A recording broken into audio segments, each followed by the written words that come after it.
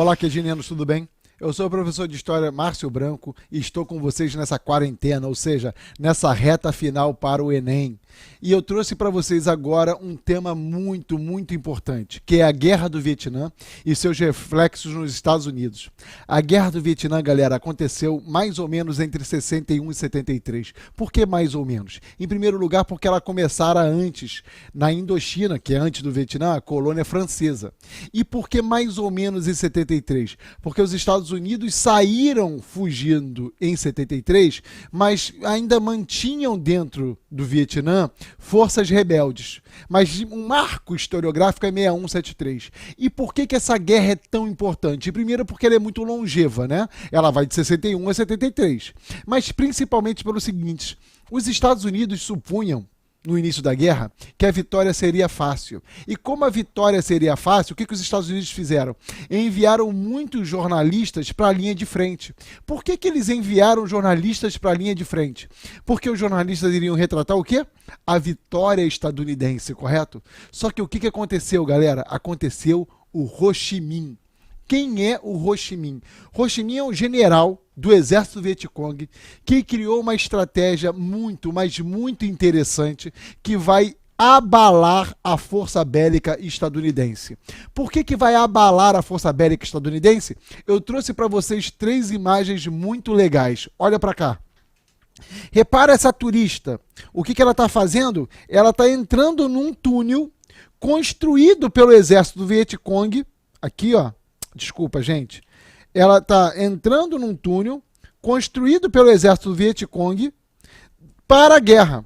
E repara aqui, ó, olha essa segunda foto, a B. Aqui. Olha o túnel como é bem feito. E agora, principalmente, olha para essa imagem aqui. Vejam quantos túneis há. E olha aqui onde fica a cama. Fica aqui.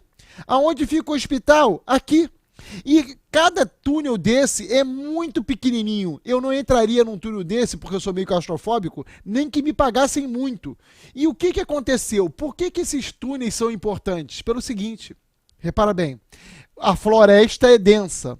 O que o exército Vietcong fazia? Ele não enfrentava o exército estadunidense. Ele fazia guerra de guerrilha. O que é guerra de guerrilha? É bater e fugir. Ou seja, a gente dá poucos tiros e foge para os túneis. Como a gente dá poucos tiros, a gente não é um alvo fixo. Como a gente não é um alvo fixo, você não tem para onde dirigir a sua força bélica, exército estadunidense. E outro detalhe fundamental: caso o exército estadunidense descobrisse o túnel, o soldado dos Estados Unidos, que tem um biotipo completamente diferente de um vietnamita, não conseguiria entrar num túnel tão pequeno como esse.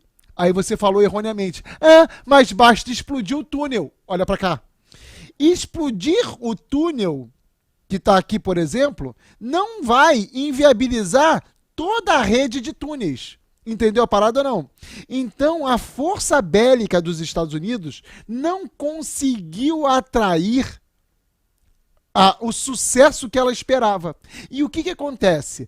Ainda que os vietnamitas, ainda que os vietcongues matassem poucos estadunidenses porque era só guerra de guerrilha, a longevidade da guerra e as poucas mortes diárias, ao longo do tempo, produziram muitas mortes. E aonde estavam os jornalistas? Os jornalistas estavam na frente de batalha. E ao invés deles retratarem o sucesso estadunidense, o que eles estavam retratando? Exato, uma série de mortos de cidadãos dos Estados Unidos. E o que isso refletiu na história dos Estados Unidos? Isso aqui, ó. A guerra do Vietnã, galera, vai fortalecer demais o movimento negro. Mas, professor, o que tem uma guerra com o movimento negro? Tem tudo a ver, sabe por quê? Porque os Estados Unidos eram extremamente racistas. Eu falei eram porque eu estou sendo otimista. São. Mas o importante é, na década de 60, havia ainda muita restrição legal à cidadania negra, à cidadania afrodescendente. Então, o que aconteceu? O movimento negro usufruiu da guerra pelo seguinte: se soldados negros lutam pela pátria no Vietnã, se afrodescendentes morrem no Vietnã, nós temos direito à cidadania interna. E aí eu trouxe para vocês 3 marcos importantes do movimento negro estadunidense.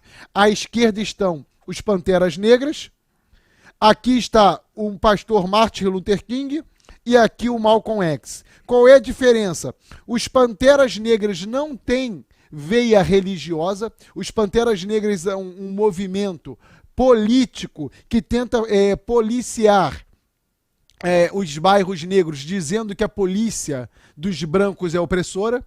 Tem o movimento do Martin Luther King, que é um movimento que tenta criar uma sociedade harmônica entre brancos e negros. E, por fim, tem o Malcolm X, que é um cara que vai adotar o islamismo e vai propor 2 sociedades, uma branca e uma negra, ou seja, ele não acredita no discurso simbiótico do pastor Martin Luther King, beleza? Mas sabe o que eu trago também nesse slide para vocês? Aqui, ó, o movimento hippie, porque o movimento Paz e Amor também se fortalece na Guerra do Vietnã. E eu queria muito que você, enquanto me ouve, olhasse bastante para essas fotos. Repara a foto do movimento hippie. No movimento hippie, o que você vê? Você vê a classe média branca. Você vê a classe média branca. Praticamente não há, dentro do movimento hippie, o afrodescendente. Sabe por quê? Porque o movimento hippie, o movimento Faça Amor, Não Faça Guerra, o movimento Paz e Amor, ele é um movimento também contra o sistema, mas ele é um movimento que já parte do pressuposto daqueles que já têm o básico. O movimento negro queria o básico, o direito à dignidade da cidadania. E o movimento hippie não quer além, ele quer que o Estado abdique do belicismo, entendeu? Então a década de 60, ela vai ser muito subversiva nos Estados Unidos, porque muito a sociedade americana vai sofrer com a Guerra do Vietnã. É o sofrimento da Guerra do Vietnã que permite ao movimento negro e ao movimento hippie florescerem ao longo da década de 60. Beleza, QGeniano? Olha, para você que não é do QG, procure por nós no YouTube ou no Instagram. A gente está sempre apto a tirar a sua dúvida, beleza? Um beijo, eu sou o Márcio Branco e te vejo na próxima.